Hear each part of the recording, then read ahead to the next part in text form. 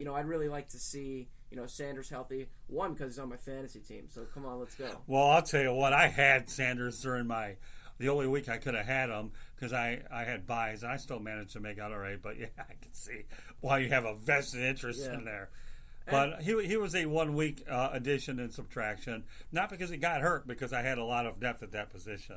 Yeah, I know. And then, at the same time, I mean, realistically, like, if I'm thinking of a Super Bowl scenario right now, the Seahawks are probably the best team in the NFC. In my opinion, I think it's just a formality that New England could be there, though they have to go through the Ravens first. But someone did raise a good point to me the other day, and he said this to me. This guy, I won't name names, but, he's not anybody in the industry. Longtime Patriots fan. And he said the best thing for Belichick to do is to lose an opponent in the first time they play him in the regular season. And if they're to meet again in the playoffs, Bill Belichick's not going to play the same team the same way twice, right? That's true. So I think they'll be ready. I think the biggest thing that New England has to do, say the AFC Championship game does feature Baltimore and New England, you need to not this whole no huddle offense that they ran when they were averaging 22 seconds in between plays on their possessions was ridiculous. If you could take the ball to Lamar Jackson's hands any way you possibly can, if that's chewing up the clock and employing more of the run game, getting Sony Michel more involved, and hoping a guy like Rex Burkhead's healthy to do both things for you, then you do that, because I think the less time of possession that they have, it's the same thing with Jacoby Brissett, though he's not as elite of a quarterback. He's more of a runner in the same way that Lamar is, obviously to a lesser extent. Then they're gonna have less time to make an impact on offense, and if they do that, I think they're in better shape to win moving forward. No complaints, man. I gotta save my voice for the whole thing, so if you want to talk fast with energy, do it. Yeah, no, I mean, it's, that's all I could say for now, but, Well, that's all you're going to say, because David Levin's going to help you out a little bit. Hey, David, welcome back to the big show. What's going up in northern Florida, Jacksonville? All right, how are you doing, man? What's going on, David? What's going on? Oh, is that? Yeah, it's not so bad down here, so we need to do a little bit of mop-up duty, okay? Okay, the mop-up duty, okay, is let's talk about the record out of the bye week and go over some other things until we add some new hay to the equation. Well, 4-5, not terribly bad, like we may have thought it would be because of Minshew playing quarterback. We have the third-ranked rusher in the AFC right now. I believe he's 6 overall. We have one of the top pass catchers in the NFL in terms of yardage.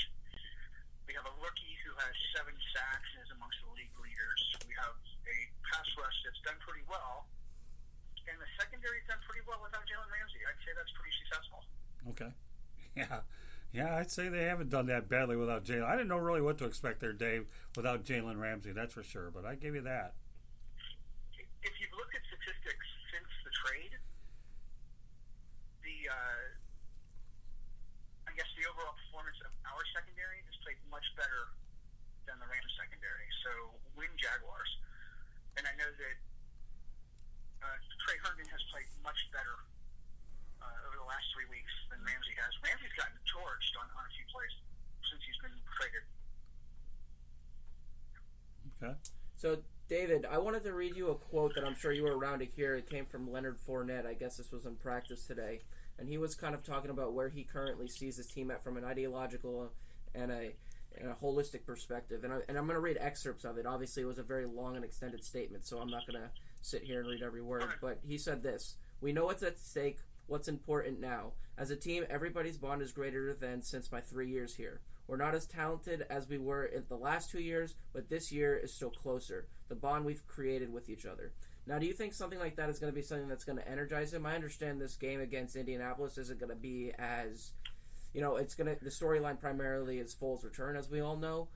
But, they're also going up against Brian Hoyer, because I don't believe Brissett's going to be able to play unless there's, upcoming developments in the next 2 to 3 days.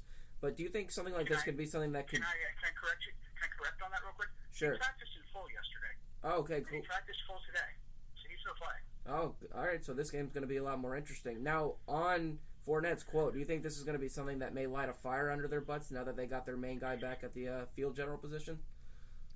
I can tell you, seeing the locker room, seeing the videos, seeing everybody's animation, if you will, it's a much more excited locker room. And everything that Fournette said is correct. gave a wonderful speech yesterday about how football is great. He's got another purpose in life, and how he talks to the players and tells them that football is great, but there's other meaning that goes on with life and everyday activity. He encouraged players to go spend time with their families on a week off, to get away from football, to put it out of their minds and come back renewed. This locker room is excited about the fact they got their general back. They're also excited that Fournette's taking a more active role in the locker room, which is a great thing to see. Okay, let's talk about players step up. Which ones players have to step up? Do you want offense or defense? Or just you want me to go down the line? No, just give me everybody. Okay. The left guard spot has to step up. That's right, the right guard spot. I apologize. There's got to be more continuity on the right side. I know that Will Richardson seems to play better at times than AJ can, but the right side of the line needs to play better than the left side. Jawan Taylor's played pretty well at right tackle. The best way that you can tell whether a player is playing well or not, they don't discuss him. They don't talk about penalties or mistakes. He's pretty well a silent player on that offensive line, so he's doing well. You need to see more. You need to see more of the tight end position, but that's a position that, as we know, has been hammered by injuries. And I don't know how much Josh Oliver is going to be utilized this week. Okay. On defense, that's the toss-up. I'm going to say the interior line, because they're playing against teams that are going to try and run the football now. They know that they're going to have game plans where they're going to try and run more effectively because they've been gouged during the year, which means Taven Bryan has to play better than he's played now, and he's played pretty well. Maybe somebody like Avery Jones has to step up as well. Okay. As far as and linebackers, and we've already discussed that. As a unit, the linebackers have to play better, especially in the middle and underneath, covering tight ends and running backs out of the backs up. Okay. Anybody else? Marone needs to, and we discussed this too, Marone has to do a better job of making sure that everybody that's back has to play with continuity. They have to play above and beyond what they've been doing. I know I'm giving you cliches here, but that's all right. It's true. The focus, as Lewis said, it's on Foles. Can he come in and perform like they expect him to? You know, it's November, it's December, it's playoff time, it's St. Nick. The worst thing that can happen is he comes in and lays an egg in Indianapolis, and then we go, oh gosh, what do we do now? So he does need to come out of the gate and just start firing away. Okay. All right. Division, you got 4 teams, 2 games, wide open. Best division in football. I think that we had discussed this, you and me, at the beginning of the season, that I thought we had that kind of scrum amongst us at the desk. That I thought the AFC South was going to be the best division in football. And for right now, it is. There's continuity. There is 4 teams who run the ball very well. They have decent defenses. They're not all on the same level. Speedy wide receivers and solid quarterback play. You can even make that argument that in Tennessee, it's now solid quarterback play because Tannehill is playing much better than I think people expected him to. To the point where I read down your neck of the woods where somebody asked, where was this when he was in Miami? Because he's playing at a better level.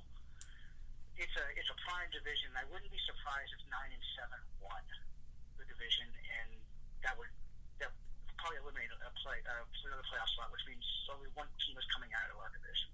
Let's just hope it's the Jaguars. I hope so. I'd like to be able to cover a playoff game before I go to LA. If they, yeah, especially if they host it. I don't know. And division winners generally do. I don't know. It'd be pretty interesting. I know I'll get a lot of frequent flyer miles in January. The Jaguars Buffalo Bills game from 2 years ago was the first playoff game I have covered. And that was as electric a situation that I've ever been involved in. That was some pretty cool stuff. I was at that game. Just didn't know you. Who knows what part of the press box you were in? Yeah. Who knew? Well, we're neighbors now. We're neighbors, so that's okay. Yeah. What are you talking about? We're buddies. Oh, yeah. I was actually at that game. I had a chance to, at that time, talk to Mike Mayock and a lot of different people around there. It was pretty neat. And the fact that Jags won didn't hurt matters any either. So now let's talk about them for a moment. You say that this is the healthiest that the Jaguars have been all year since the beginning of the year?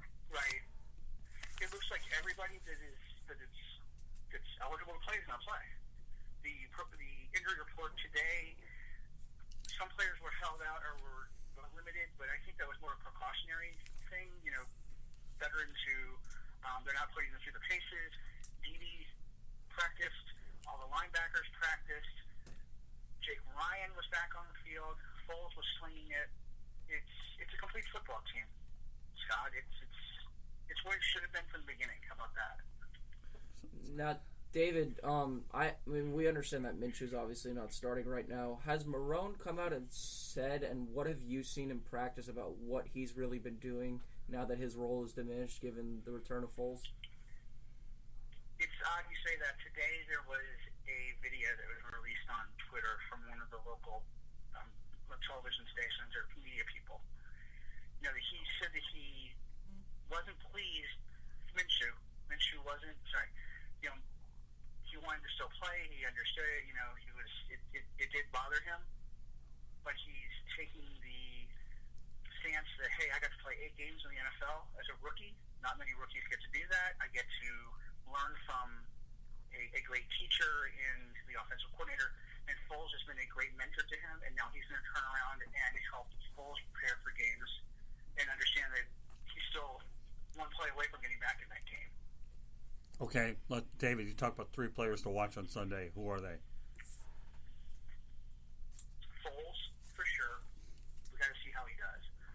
I'm going to suspect, after listening to John DeFilippo today, I didn't get to see that press conference, but I got the transcript and I got to see it, that they're going to go back to the same kind of offense that they had before, where it was installed for Foles in the preseason, where he's going to use his running backs out of the backfield. He's going to look for short and intermediate passes to set up the play downfield, and he's going to rely on Fournette as much as possible.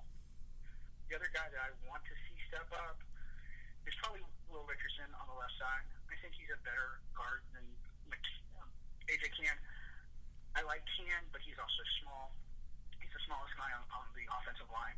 And when Richardson comes in, he's kind of more of a mauler, and they may need that, especially if they can find a running lane on the right side that's not on the outside or on the tackle. So I'm looking for better offensive line play. And since the wide receivers for Indianapolis are banged up, I'm going to say that the linebackers are going to have to play better, because I bet the tight end is used more in the offense, where there's going to be maybe more passes to the sidelines and underneath by Brissett and the Colts, so the linebackers will move more in traffic. All right, let's talk about DJ Chark and Nick Foles.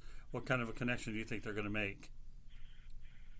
I think it could be good, but I will say this. I think that if there was a person that, I don't want to say hurt, if there was a person that may see his production drop off, it might be Chark. Okay. Because Chark and Minshew had such great chemistry. Right. He was his guy. But if you watched practice, even from the beginning at OTAs, there is a connection between Conley and Foles that you can't describe. I know they played together in Kansas City. They're really good friends. Foles was instrumental in saying to him once he signed his contract, "Hey, why don't you come play in Jacksonville?" They have a possibility to light it up. And remember, Conley's one of those guys that has under 4.4 speed, and he's a burner. He's also 6'3", and he's a big guy. Watch for him to have a lot of success. I don't think that DJ Chark's going to tail off too much, but I do think that you're going to see more targets go Conley's way. Okay, fair. All right, so how are the Jaguars going to make the playoffs? Prayer? No, I'm kidding. Prayer will be involved, and I will tell you that. There's 3 games behind the Texans because of they lost twice, but then the Texans have the tiebreaker, so if for some miracle they finish with the same record, the Texans still get in. Teams like Oakland and San Diego, Los Angeles, the Chargers. Yeah, that's okay. You got me, Scott. You got me. The Chargers are going to have to slip up somewhere. Nobody ever gets it right. Both games, I know. Winning both games against Indianapolis is crucial. And the teams inside the division just have to beat up on each other. They got to beat Tennessee next week too. They got to win at least 5 games of the remaining 7 to have a shot. And you also have to pray that. Remember, I told you I thought Buffalo was a lock.